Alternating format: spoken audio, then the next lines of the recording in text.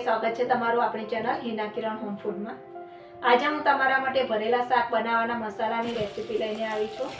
આ મસાલાને એરટાઇટ કન્ટેનરમાં ભરીને ફ્રીજમાં 3 મહિના અને ફ્રીજની બહાર 1 મહિના સુધી સ્ટોર કરી શકાય છે। તે બિલકુલ પણ બગડતો નથી।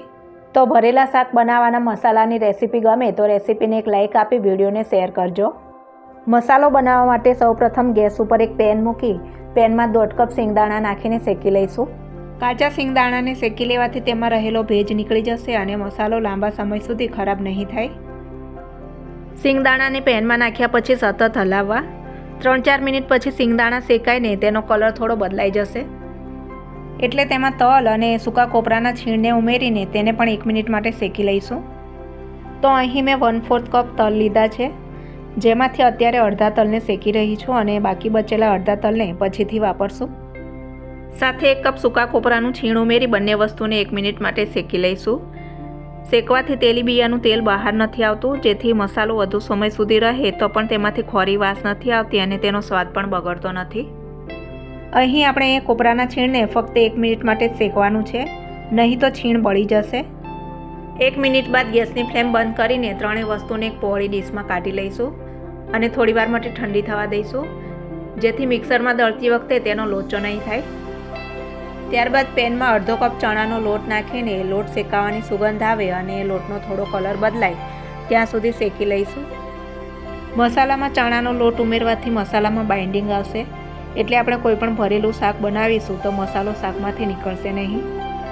તો મીડિયમ ગેસની આંચ ઉપર 3-4 મિનિટ લોટને શેક્યા બાદ ચણાનો લોટ પણ બરાબર શેકાઈ ગયો છે, એટલે તેને પણ ડીશમાં કાઢીને ઠંડો કરી લઈએ। તો થોડીવાર પછી બધી જ વસ્તુ સરસ ઠંડી થઈ ગઈ છે, એટલે આમાં આપણે બીજા મસાલા પણ ઉમેરીએ। તો મસાલામાં આપણે 1/3 કપ કાશ્મીરી લાલ મરચું ઉમેરીશું, સાથે 1/3 કપ ધાણા જીરું પાવડર ઉમેરીશું, 2 ચમચી ગરમ મસાલો અને 1/2 ચમચી હળદર પાવડર ઉમેરીશું। આપણે ભરેલા શાક એકદમ અસલ ગુજરાતી ટેસ્ટના બને તેના માટે ખટાશમાં 1 ટેબલસ્પૂન આમચૂર પાવડર અને મીઠાશ માટે 2 ટેબલસ્પૂન ખાંડ ઉમેરીશું। સાથે જ 1/4 કપ કસૂરી મેથી અને 1 ટીસ્પૂન હિંગ ઉમેરીશું। તો અહીં ભરેલા શાક બનાવવા માટેના મસાલાની બધી જ વસ્તુઓ આપણે ડીશમાં ભેગી કરી લીધી છે। હવે આ મસાલાને મિક્સર જારમાં લઈને થોડો કરકરો રહે તે રીતે દળી લઈશું। ભરેલા શાકમાં સિંગદાણા અને તલનો કરકરો સ્વાદ ખૂબ જ સરસ લાગતો હોય છે। તો અહીં મેં મસાલાને કરકરો એવો દળીને મિક્સિંગ બાઉલમાં લઈ લીધો છે। હવે આ મસાલામાં આપણે જે તલ બચાવીને રાખ્યા હતા તે પણ ઉમેરી દઈશું અને સાથે જ 1 ટેબલસ્પૂન મીઠું ઉમેરીને બંને વસ્તુને બરાબર મિક્સ કરી લઈશું। તો બસ અહીં આપણો ભરેલા શાકનો મસાલો બની ગયો છે, તેને આપણે કાચની સ્વચ્છ બોટલમાં ભરી દઈશું।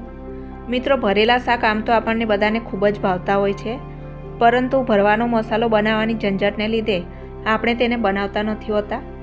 પણ જો એકવાર આ રીતે મસાલો બનાવીને રાખી દઈશું તો વારંવાર ભરેલા શાક બનાવી શકીશું, જેથી આપણો સમય પણ બચી જશે અને ઘરના તમામ સભ્યોને ભરેલા શાક રોજે રોજ ખાવા પણ મળશે। એકવાર આ રીતે મસાલો બનાવી લીધા પછી જ્યારે પણ તમારે ભરેલા શાક બનાવવા હોય ત્યારે જરૂર પ્રમાણેનો મસાલો બાઉલમાં લઈને તેમાં થોડા આદુ મરચાંની પેસ્ટ, થોડી બારીક સમારેલી કોથમીર અને થોડું તેલ નાખીને મસાલો બનાવી લેવો અને તૈયાર કરેલા મસાલાને શાકમાં ભરીને તમારા મનપસંદ શાક બનાવી લેવા। જો તમે આ રીતે મસાલો બનાવીને રાખી દેશો તો સવારમાં બાળકોના કે હસબન્ડના ટિફિનમાં પણ ફટાફટ ભરેલા શાક બનાવી શકશો। આ મસાલો વાપરીને તમે ભરેલા રીંગણ, ભરેલા બટાકા કે ભરેલા ભીંડા તો બનાવી શકો છો, પરંતુ આ મસાલો જો તમે કોરા શાકમાં ઉમેરશો તો કોરા શાક પણ એકદમ ટેસ્ટી બનશે। તો મિત્રો, એકવાર બનાવ્યા પછી 3 મહિના સુધી સાચવી શકાય અને રોજે રોજ ભરેલા શાકની મજા લઈ શકાય તેવો એકદમ ટેસ્ટી, ચટપટો અને અસલ ગુજરાતી સ્વાદવાળો ભરેલા શાક બનાવવાના મસાલાનો વિડીયો જો તમને ગમ્યો હોય તો વિડીયોને એક લાઇક આપી રેસીપીને શેર કરજો અને જો ચેનલ પર નવા હો તો ચેનલને સબસ્ક્રાઇબ કરી બાજુમાં રહેલા બેલ આઇકનને પણ દબાવી દેજો, જેથી ચેનલની દરેક પ્રકારની નોટિફિકેશન તમને મળતી રહેશે।